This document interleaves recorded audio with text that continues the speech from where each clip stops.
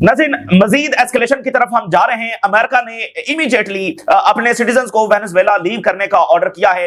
जब air space को shut down किया गया तो उसके बाद हमने ये रिपोर्ट किया था कि इससे अगला जो स्टेप होगा वो सिटीजन्स का लीव करना होगा, यानी एयर स्पेस का शट डाउन करना इस बात का सबूत था कि अगला एक्सपेक्टेड स्टेप जो वो क्या हो सकता है, और आज ये लिया गया है। और ये एक बहुत बड़ा इंडिकेटर है वॉर के हवाले से, यानी सिटीजन्स को तभी आप लीव करवाते हैं जब आप हमला करने जा रहे हो, और उससे पहले एयर स्पेस भी तभी आप शटडाउन करते हैं जब आप अटैक करने जा रहे हो। तो ये दो बहुत बड़े इंडिकेटर हैं कि हम एक बड़ी एस्केलेशन की तरफ जो है इस वक्त जा रहे हैं। अमेरिका ने कहा फौरी तौर पर सिटीजन जो है वो वेनेजुएला को लीव कर दें, और फिर कुछ मजीद कश्तियों के ऊपर भी अमेरिका की जानिब से अटैक किया गया। मिडिल ईस्ट में भी हम मजीद एस्केलेशन की तरफ जा रहे हैं। इजराइल ने अपना 2026 का जो डिफेंस बजट है उसका अनाउंसमेंट कर दी है। अच्छा, ये जो डिफेंस बजट है ये उससे भी ज्यादा है जो 2024 में इजराइल का एक्सपेंस आया है, यानी जब गजा पर फुल स्केल अग्रेशन जारी था, जब लेबनान के साथ फुल स्केल वॉर जारी थी, जब यमन पर अटैक्स हो रहे थे, तो ये 2024 का साल था, और यानी पूरा साल जो है फुल स्केल वॉर चली है। और उसमें इजराइल का जो एक्सपेंस आया है वो $31 बिलियन था, $31 बिलियन। इस बार जो 2026 का बजट रखा गया है वो $31 बिलियन से भी ज्यादा है। यानी इसका मतलब क्या है कि वो एक और साल जो फुल ऑफ वॉर्स होगा उसकी तैयारी करने में करना, इतना ज्यादा डिफेंस बजट रखने की जरूरत ही नहीं है। और उन्होंने उसी बजट के मुताबिक जब कैलकुलेट किया है, और जाहिर है कि इसमें ईरान जंग भी शामिल होगी, तो उन्होंने पहले से भी ज्यादा बजट जो है वो इसमें बढ़ाया है। तो ये वाज़ेह इंडिकेटर है एस्केलेशन का। दूसरी तरफ जो है वो ईरान ने बड़ी कामयाबी के साथ एक ऑपरेशन सर अंजाम दिया है, जिसमें एक ग्रुप जो है वो तेहरान के अंदर, अक्रॉस दी तेहरान और बाकी शहरों में भी बड़े हमले करने का इरादा रखता था, असैसिनेशंस करने का इरादा रखता था। उसको ईरानी जो इन्फोर्समेंट एजेंसीज हैं और इंटेलिजेंस है उन्होंने नाकाम बनाया है। और यमन में जो क्लैशेस हुए हैं अब वो सी में भी देखे जा रहे हैं, कश्तियों के दरमियान जो है वो बोट्स के दरमियान एक्सचेंज ऑफ फायर भी देखा जा रहा है। तो सिचुएशन वहां पर भी काफी हाई अलर्ट है। किसी भी वक्त अंसारुल्लाह भी इस जंग के अंदर शामिल हो सकते हैं जो यमन के अंदर अचानक शुरू हो गई है। और इससे पहले आपको याद होगा कुछ हफ्ते पहले ये रिपोर्ट्स आई थी कि यूएई की जानिब से और बाकी मुल्कों की जानिब से वहां पर एयर स्ट्रिप्स बनाई जा रही हैं, यानी कि जेट्स के लॉन्चिंग के लिए वहां पर रनवेज बनाए जा रहे हैं। तो उसका क्या मकसद था वो अब नजर आ रहा है कि वहां पर कोई बड़ी जंग की बहरहाल तैयारी हो सकती है। लेकिन सबसे पहले गजा से आगाज करते हैं। जर्मन चांसलर जब इजराइल का दौरा करने जा रहे हैं, एक आध दिन के अंदर वो इजराइल पहुंचेंगे, और ये बड़ा गैर मामूली दौरा है। देखिए, ये वही जर्मन चांसलर हैं जिन्होंने कहा था कि इजराइल डर्टी वर्क कर रहा है। हम ये मानते हैं कि इजराइल एक डर्टी वर्क कर रहा है, लेकिन वो हमारे लिए कर रहा है। फिर यही जर्मन चांसलर हैं जिन्होंने कहा कि इजराइल और हम जो है वो right side of the history पर खड़े हुए हैं। तो ये जो नए चांसलर आए हैं, हालांकि जो पिछले चांसलर थे वो इजराइल के सपोर्टर थे, तो इस के खिलाफ उनको वोट मिला है कि वो क्यों इजराइल की सपोर्ट कर रहे हैं। तो फलस्तीन का हिमायती वोट भी इस जर्मन चांसलर को मिला, एंटी इजराइल वॉर वोट भी इस जर्मन चांसलर को मिला। लेकिन ये वाले जो चांसलर हैं वो पिछले से भी ज्यादा बड़े इजराइल के सपोर्टर हैं। और इस वक्त अगर यूक्रेन की जंग को भी बहुत ज्यादा आगे कोई बढ़ाना चाहता है तो उसमें भी जर्मन चांसलर लीड कर रहे हैं, और बड़ी तेजी के साथ जर्मनी को मिलिटराइजेशन की तरफ लेकर जा रहे हैं। वहां पर फौज मजीद भर्ती कर रहे हैं, जिससे बिल्कुल जर्मन जो है वो खुश नहीं है, और वहां पर एक पूरी रिजाइनमेंट है कि हमें दोबारा कंस्क्रिप्शन लॉ की तरफ जब नहीं जाना है। तो जर्मनी पर इजराइल का भी खास फोकस है, क्योंकि जर्मनी सबसे बड़ी इकॉनमी भी है, और उसके ऊपर खास फोकस है कि वो इजराइल का सपोर्टर ही रहे। अभी जैसे हमने इससे पहले खबर आई कि जो यंग जर्मन हैं उनको इजराइल का दौरा करवाया जा रहा है, यंग जर्मन लीडर्स को, ताकि वो जो इजराइल की नैरेटिव है उसको आगे प्रमोट कर सकें।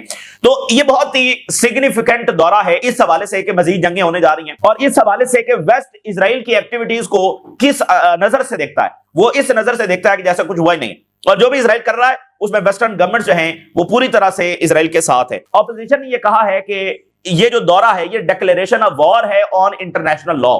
खुद धजियां उड़ा दी है वेस्ट ने अपने ही बनाए हुए इंटरनेशनल लॉ की। German opposition party slam German chancellor Merz visit to Israel. German chancellor ने प्लान किया है इजराइल का विजिट इस वीकेंड के ऊपर, where he will be meeting with Israeli prime minister Netanyahu, जो मिलियंस ऑफ लोगों के इनडायरेक्टली मरने का जिम्मेदार है, और डायरेक्टली इसने लाखों लोगों को मारा है। उस शख्स के साथ ये चांसलर साहब जब मिलने जा रहे हैं, और खुद जर्मन ऑपोजिशन ये कह रही है ये जो विजिट है that is a declaration of war on international law, यानी ये तो हम खुद ही उस इंटरनेशनल लॉ की धज्जियां उड़ा रहे हैं कि एक वॉर क्रिमिनल जो है उसको हम खुद जब वो मिलने जा रहे हैं। He is meeting with Netanyahu even though there is an international arrest warrants. इस शख्स के खिलाफ इंटरनेशनल अरेस्ट वारंट्स हैं, उसके बावजूद जर्मन चांसलर इसको मिलने जा रहे हैं। Against him for alleged war crimes, एक ऐसा शख्स जो जंगी जराइम का मुर्तकिब है, उसके साथ मुलाकात होने जा रही है। A meeting with alleged war criminal is not a normal state visit. तो एक ऐसे शख्स के साथ जाकर मिलना जो वॉर क्रिमिनल है, ये कोई नॉर्मल स्टेट विजिट नहीं है।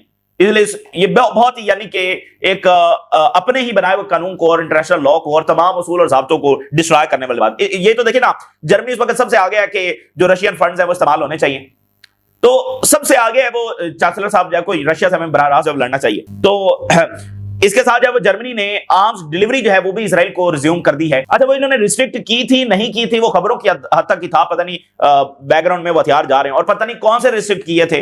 No weapon should be delivered as long as Israel does not support publicly a separate Palestinian state. कोई हथियार इजराइल को नहीं मिलने चाहिए जब तक फलस्तीनी रियासत बन नहीं जाती या फलस्तीनी रियासत का इकरार इजराइल नहीं करता है। तो देखिए यहां पर इजराइल जो है वो उसने एरो डिफेंस सिस्टम जो जर्मनी को दिया है और वो रशिया के खिलाफ वहां पर डिप्लॉय हो रहा है। तो ये देखिए ये कैसा अलायंस बन रहा है, यानी इजराइल जर्मनी की हेल्प कर रहा है अगेंस्ट रशिया और जर्मनी डेफिनेटली इजराइल की मदद कर रहा होगा अगेंस्ट ईरान। तो ये इस तरह का अलायंस है। यानी देखिए इस टाइमिंग में ये दौरा होना ये वाज़ेह इंडिकेटर है कि आगे मजीद जंगें हैं, मजीद असला सप्लाईज होंगी, मजीद नई तैयारियां होंगी, नए मंसूबे होंगे। और ये बड़ी इंपॉर्टेंट बात है कि इजराइल जो है वो रशिया के खिलाफ अब पहली बार अपने जो वेपन्स हैं खुलकर वो दे रहा है यूरोप के अंदर। तो जाहिर है फिर रशिया को भी इस हवाले से अपना बंदोबस्त करना होगा और इसका जवाब रशिया फिर देगा। बहरहाल ये बहुत ही गैर मामूली दौरा है और ये पहला दौरा है किसी भी यूरोपियन लीडर का। यानी एक तो वो था ना जो 7 अक्टूबर के फौरी बाद हुआ, लेकिन उसके बाद फिर कोई नहीं आया, ना फ्रांस का सदर आया, ना बर्तानिया का प्राइम मिनिस्टर आया। पहले 7 अक्टूबर के फौरी बाद वो आए थे सारे, लेकिन उसके बाद कोई भी नहीं आया। तो ये यूरोपियन में भी पहला दौरा है जो इजराइल का जब हो रहा है। तो ये बहुत बड़ा सबूत बाकी नेशंस के लिए भी है कि इतना बड़ा जुल्म हो जाए, जेनोसाइड हो जाए, अगर आप वेस्टर्न एलाय हैं तो कुछ भी नहीं होगा, लेकिन अगर आप ने कुछ भी नहीं किया और वेस्ट कि उसके साथ नहीं खड़े हैं और वेस्ट के सामने सबजुगेट नहीं करते हैं, तो फिर आपका हशर वेनेजुएला जैसा होगा, ईरान के खिलाफ जैसे जंग की तैयारी है, लिबिया, इराक, शाम, इस जैसा हशर जब होगा। इसलिए आप देखें कि वेस्ट जब मजीद कमजोर पड़ रहा है और अपनी क्रेडिबिलिटी को इसने पूरी तरह से एक्सपोज किया है। इसी दरमियान ट्रंप ये फरमा रहे हैं कि second phase of the Gaza peace process जब वो क्रिसमस से पहले ट्रंप जो है वो अनवील कर देंगे सेकंड फेज के हवाले से। तो मैं आपको बताऊं कि जेनोसाइड ऑन ग्राउंड प्रैक्टिकली जारी है और जब जोहरान ममदानी ट्रंप के साथ खड़े थे तो उन्होंने यही बात की थी कि इंटरनेशनल लॉज तो जो है वो अभी भी वायलेट किए जा रहे हैं बावजूद इसके कि पीस प्लान हुआ है व्हाटएवर। तो जेनोसाइड इफेक्टिवली जारी है। तो ये इजरायली गोल्स को अचीव करना है थ्रू डिफरेंट मींस। कौन सा सेकंड फेज और उसमें क्या होगा, मतलब क्या उसमें इजरायली फौज निकल जाएगी, क्या वो इलाका। अब देखना जो सिक्योरिटी काउंसिल में रेजोल्यूशन लाई गई है जिसको हमास ने रिजेक्ट किया है, क्यों रिजेक्ट किया है, क्योंकि फलस्तीनियों के फैसले फलस्तीनियों की मर्जी के बगैर हो रहे हैं। तो ये जो सारे ट्रंप के इकदाम हैं ये सिर्फ अपने मिडिल ईस्ट के जो पार्टनर्स हैं उनको खुश करने के लिए, मिडिल ईस्ट की रियासतों को मुतमईन करने के लिए कि देखिए हम जो है वो देखिए अमन की कोशिश कर रहे हैं, ये सारा कुछ कर रहे हैं। हालांकि ये वही इजरायली पॉलिसी है, वही मंसूबा है फलस्तीनियों को डिस्प्लेस करना। और सबसे खतरनाक बात यह है 10 अक्टूबर के बाद से कि जेनोसाइड जारी है, वॉर क्राइम जारी हैं, किलिंग्स जारी हैं, लेकिन उसको सीज फायर का और पीस का नाम जो वो दिया जा रहा है। अब देखिए आज अल जजीरा ने लिखा है कि रूटीन वायलेंस जो जारी है and daily struggle of Palestinian families in Gaza, कि हम हैं एक नॉर्मल जिंदगी गुजारते हैं तो फलस्तीनी कैसे जिंदगी गुजार रहे हैं। डेली सर्वाइवल है कि हर रोज वो उठकर उन्होंने सर्वाइव करना है। यानी ये नहीं है कि वो नॉर्मल जिंदगी गुजार रहे हैं रोज, यानी वो ये सोचते हैं कि शायद ये उनकी जिंदगी का आखिरी दिन हो सकता है। तो जो डिफिकल्ट कंडीशंस हैं उसमें वो सर्वाइवल मूड के अंदर हैं, सर्वाइव करते हैं रोजाना उठकर, पानी कहीं से मैनेज करते हैं, कहीं से खाना, और मौसम सरमा है और डिजीजेस हैं और इलाज है, तो वो सर्वाइव कर रहे हैं। ये फलस्तीनियों की डेली लाइफ है। इवन नाउ जब एक सपोजिटली सीज फायर हो चुका है तो ऑल फॉर्म ऑफ जो वायलेंस है वो रुक जाना चाहिए था, लेकिन ऐसा नहीं हुआ। और ये जो वायलेंस है ये रोजाना हो रहा है, इट्स अ रूटीन। ये बिल्कुल अब एक सीज फायर के बाद भी वही रूटीन है वायलेंस की, और ये हर सिंगल नाइट फलस्तीनी फेस करते हैं। ये रात को 9 बजे के करीब जब वो शुरू हो जाती है, जो शिद्दत आती है, और फिर सुबह तक ये बमबारी और वायलेंस जब जारी रहता है। और इजरायली जो ड्रोन्स हैं वो बड़े लो लेवल के ऊपर फ्लाई करते हैं, और जो इजरायली फाइटर जेट्स हैं वो पूरी गजा पट्टी के ऊपर घूम रहे होते हैं। और ये फलस्तीनियों को एक कांस्टेंट रिमाइंडर है कि ये सीज फायर जब इसको इजराइल नहीं मानता, और ये जो सीज फायर है ये किसी भी वक्त मुकम्मल कोलैप्स भी हो सकता है। और ये इस बात का रिमाइंडर है कि उनको बचाने के लिए कोई नहीं आया है। And how difficult the living conditions are for Palestinians, बहुत ही डिफिकल्ट लिविंग कंडीशंस है। हीलिंग और survival practices are things that people do on daily basis. यानी देखना किसी का इलाज हो रहा है, उसकी हीलिंग है, तो वो कहां से दवाइयां लेकर आएगा, और फिर खाना है, पानी है, रहना है, शेल्टर है, ये सब मतलब उनकी जिंदगियां रोजाना ही दांव पर होती हैं। किसी के लिए भी वो आखिरी दिन साबित हो सकता है। They are trying to live and survive in these difficult conditions. वो जिंदा रह रहे हैं, जिंदा रहने की कोशिश कर रहे हैं। और मलबे के ढेर हैं, फिर बारिश अभी जो रिसेंटली हुई, और शेल्टर नहीं है, बहुत सारे मसाइल हैं, ठीक है ना, हर तरफ मलबे के ढेर ही हैं उनके सामने। तो ये उधर ट्रम्प कह रहे हैं कि सेकंड, वो कौन सा सेकंड फेज? अच्छा, अगली बात भी सुनिए। Israel sets 2026 defence budget at $34 billion despite ceasefire in Gaza. ये 2024 में जब इजराइल की जेनोसाइडल वॉर ऑन गाजा जारी थी और हिजबुल्लाह के साथ एक ऑल आउट वॉर हुई, उस वक्त जो इजराइल का खर्च आया वो $31 बिलियन था, बहुत ज्यादा, $31 बिलियन खर्च आया। तो अब इन्होंने 2026 का जो बजट रखा है वो $34 बिलियन है, यानी पहले से भी ज्यादा है उस साल से जिसमें थ्रू आउट द ईयर एक फुल स्केल वॉर जारी थी, उससे भी ज्यादा बजट है। तो इसका क्या मतलब है कि एक और साल फुल ऑफ वॉर्स, इसका मतलब वादे यही है, मगर ना इतना ज्यादा बजट रखने का और मकसद क्या है? उधर जर्मन चांसलर आ रहे हैं, उधर ये बजट जब रखा जा रहा है, तो इसका मतलब यह है कि वो अगला साल भी मुकम्मल प्लान कर रहे हैं गजा पर, लेबनान पर, यमन पर, और इसमें ईरान भी डेफिनेटली शामिल होगा। तो उधर ट्रम्प कह रहे हैं कि सेकंड फेज, तो वो सिर्फ एक बिट्रेयल है जो फलस्तीनियों के साथ किया जा रहा है, और एक सिस्टमैटिक तरीके से जो एक आलमी मोमेंटम बना हुआ था, जो प्रोटेस्ट हो रहे थे, जो मिडिल गवर्नमेंट्स पर प्रेशर था, जो वेस्टर्न गवर्नमेंट्स पर प्रेशर था, वो डिफ्यूज करने के लिए कि बस ठीक है, देखें हमने सीज फायर करवा दिया, पीस करवा दिया, और ये पीस प्रोसेस जब वो आगे बढ़ रहा है, ये आगे बढ़ रहा है, खुद अल जजीरा की रिपोर्ट आपके सामने है। तो ये इजराइल ही के मकासद को पूरा करने का ये सारे मंसूबे हैं थ्रू डिफरेंट मींस। उधर नाज़रीन, IRGC ने एक बड़े ऑपरेशन को नाकाम बनाया है, armed cell plotting attacks in Tehran, across the Tehran उसने बहुत सारे हमले जब वो करना थे in the military centres, military centre, ज़ाहिर है इसको पीछे इजराइल सपोर्ट कर रहा होगा। तो group was reportedly planning a series of coordinated attacks across Tehran, coordinated across Tehran ये होने जा रहे थे, और ये कम से कम 10 गवर्नमेंट, मिलिट्री और सिक्योरिटी फैसिलिटीज के ऊपर ये अटैक करने जा रहा था। तो ये डेफिनेटली इसके पीछे जब इजराइल होगा तो बड़ी कामयाबी के साथ उन्होंने ये नाकाम बनाया। फिर यमन में कश्तियों के दरमियान जब बोट्स के दरमियान एक्सचेंज ऑफ फायर हुआ है, vessels of Yemen reports exchange of fire with small crafts, और एरिया जो है वो इस वक्त हाई अलर्ट के ऊपर है, कुछ भी वहां पर भी अनफोल्ड हो सकता है। यूएस स्टेट डिपार्टमेंट ने urge citizens to leave Venezuela immediately, फौरी तौर पर वेनेजुएला को जब वो लीव करें। बहुत बड़ा इंडिकेटर है जंग के हवाले से, और ये वेनेजुएला की जंग बड़ी खौफनाक होगी, खतरनाक होगी।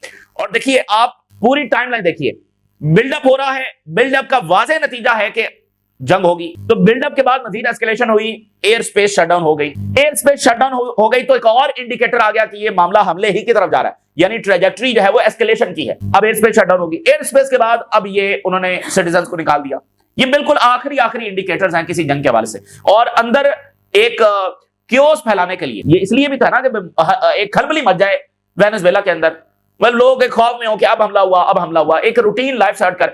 आप देखें ना इजराइल में क्या हुआ, जब ईरान ने कहा कि हम हमला करने जा रहे हैं तो वो स्टोर्स पर टूट पड़े और चीजों को स्टॉक करना जब शुरू कर दिया। तो ये तो वेनेजुएला के बहादुर लोग हैं, तो उनको भी यानी कि इसी तरह के क्योस में कि लोग डेली लाइफ को छोड़कर, और उनकी डेली लाइफ भी मुतासर हो, और वो इस बारे में सोचें कि जंग होने जा रही है, कोई दूसरे मुल्कों में निकल जाए, कोई हमसाया मुल्कों में चला जाए, एक पूरी खलबली मचाने की कोशिश है।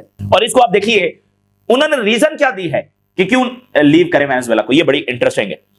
Urging all American citizens and permanent residents to immediately leave the country and avoid any travel there due to escalating security threats.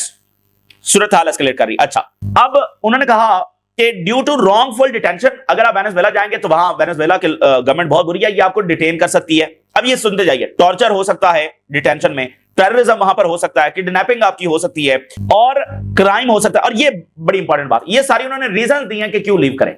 Civil unrest हो सकता है, ये अमेरिका अजम्पशन कर रहा है और प्रेडिक्शन कर रहा है कि वहां पर सिविल अनरेस्ट हो सकता है वेनेजुएला में। अब मुझे बताइए कि ये क्या है, मतलब ये तो बिल्कुल वेनेजुएला को सिविल अनरेस्ट की तरफ, खाना जंगी की तरफ धकेलने की कोशिश है। भाई सिविल अनरेस्ट कहां से आ गया? एक मुल्क है वो चल रहा है, तो अचानक वहां पर सिविल अनरेस्ट कहां से आ गया? तो ये उन्होंने रीजन दी है, यानी वो सूरत हाल को इसी तरफ धकेल रहे हैं। और साथ उन्होंने लिखा है कि वहां पर बड़ी पुअर हेल्थ इंफ्रास्ट्रक्चर है, इसलिए आप वहां से लीव कर जाए। Strongly advise to depart immediately, तो ये बड़ी खौफनाक बात है, और मामलात यानी ट्रेजेक्टरी जंग की तरफ है। अच्छा, उधर जो है वो यूएस मिलिट्री ने एक और वेसल के ऊपर अटैक किया पैसिफिक ओशन के अंदर, और 4 जो सवार हैं वो उसमें मारे गए। और जो लैटिन अमेरिका की इंटेलेक्चुअल कम्युनिटी है और वहां पर डिफरेंट ऑर्गेनाइजेशंस हैं, थिंक टैंक्स हैं, उन्होंने डिफेंड किया वेनेजुएला की सोवरेनिटी को और वेनेजुएला के स्टांस को ठीक माना है, और ये बताया है कि कैसे अमेरिका यहां पर ऑयल, चूंकि वेनेजुएला के पास ऑयल है, गोल्ड है, सिर्फ इसके ऊपर अमेरिका की नजर है। तो द सिचुएशन जो है वो एक ब्रॉडर स्ट्रेटजी है, सिर्फ वेनेजुएला नहीं, एक ब्रॉडर स्ट्रेटजी है of warfare against a revolutionary government that defends it's independence and promotes socialist alternative. एक ऐसी गवर्नमेंट जो अपने लोगों को डिफेंड करती है, उनकी फलाह के लिए काम करती है, उस गवर्नमेंट को जो इलेक्ट होकर आई है उसको गिराने की जब वो कोशिश है। और ट्रू ऑब्जेक्टिव क्या है अमेरिका का? यहां पर ट्रू ऑब्जेक्टिव यह है कि वेनेजुएला का जो स्ट्रेटेजिक ऑयल, गैस और गोल्ड रिजर्व्स हैं which are among the world largest, उनको कंट्रोल करना, उनको अपने कब्जे में लेना। ये बिल्कुल वही है जो माजी की जंगें हुआ करती थी इस rule based, so called rule based order से पहले, कि दूसरों के ऊपर अटैक किया, उनकी दौलत लूट ली, बिना वजह ही अटैक कर दिया, उनकी दौलत, उनका साजो सामान सब लूट लिया। तो ये भी वही है, ये लूट मार है, इसके अलावा कुछ भी नहीं है। उनका ऑयल, उनकी गैस, उनके गोल्ड रिजर्व्स, ये लूटने की कोशिश है।